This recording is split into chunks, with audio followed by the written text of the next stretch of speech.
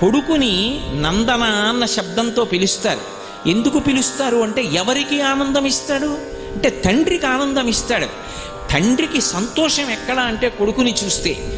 ఎంత కష్టంలో ఉండనివ్వండి, ఆ కొడుకుని ఒకసారి కౌగిలించుకున్నాడు అనుకోండి తండ్రి, అంత కష్టాన్ని మరిచిపోతాట. పుత్రగాత్ర పరిష్వంగా అంటారు.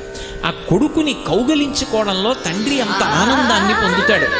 సామాన్యంగా లోకంలో ఉండేటటువంటి పిల్లల్ని చూసినంత మాత్రం చేతనే తండ్రులంతా పొంగిపోతే కొడుకులందరికీ నందనులని పేరు వచ్చింది. అందుకే యశోదానందనుడు, నందనందనుడు, కైకేయీ నందనుడు, దశరథ నందనుడు నందన శబ్దంతో వేస్తారు. ఎందుకంటే వీళ్ళందరికీ ఆనందం ఇచ్చినవాడని.